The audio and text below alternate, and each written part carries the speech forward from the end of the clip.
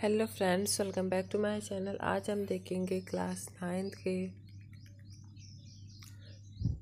सवैये। रसखान के सवैये का भावार्थ।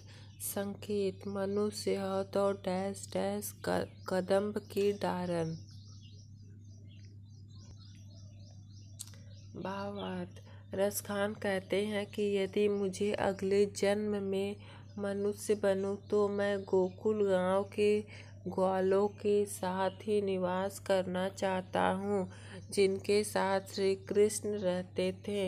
यदि मेरा पशु के रूप में जन्म हो और मेरा उस पर कोई वश ना हो तो भी मैं नंद बाबा की गायों के बीच चरना चाहता हूँ ताकि मुझे श्री कृष्ण का सानिध्य मिल सके।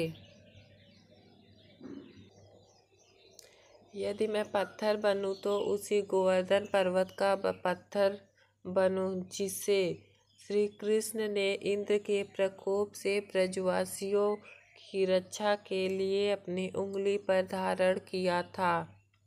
यदि मुझे पक्षी का जन्म मिले तो मैं यमुना नदी के किनारे स्थित कदम्ब के वृक्ष की डालों पर अपना बसेरा बनाना चाहता हूँ क्योंकि श्री कृष्ण वहाँ रासलीला करते थे। संकेत। या लकुटी डैश डैश ऊपर वारो।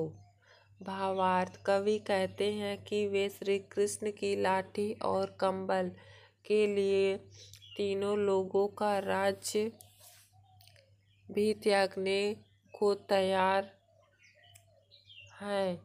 वे नंद बाबा की गाय चराने के बदले 8 सिद्धि और 9 निधियों के सुख को भी भूलने के लिए तैयार हैं। रसखान कहते हैं कि वे कब अपनी इन आँखों से ब्रज के वन बाग और तालाबों को देख पाएंगे।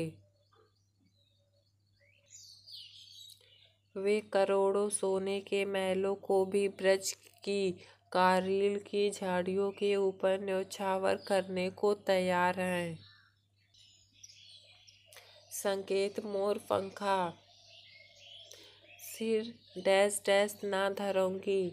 भावार्थ। गोपी कहती है कि वह श्री कृष्ण के समान अपने सिर पर मोर पंख धारण करेगी और गले में गुंज की माला पहनेगी। वह पीताम्बर ओढ़कर हाथ में लाठी लेकर ग्वालों और गायों के बीच वन में घूमेगी। गोपी कहती है कि रसखान कहते हैं कि जो कुछ भी श्री कृष्ण को प्रिय है वह अपनी सखी के कहने पर वह सब कुछ धारण करेगी, परंतु वह श्री कृष्ण की उस मुरली को अपने होठों पर कभी धारण नहीं करेगी जिसे कृष्ण अपने होठों पर रखते हैं क्योंकि वह उससे अपनी सौतन मानती है। संकेत। कानन डैश डैश ना जहै। भावार्थ। गोपी कहती है कि जब कृष्ण धीरे धीरे मुरली बजाएंगे तो वह अपने कानों में उंगली डाल लेगी ताकि उस मोहक धुन को ना सुन सके। रसखान कहते हैं कि कृष्ण भल ही अटरी पर चढ़कर गोधन गीत गाए तो भले ही गाए।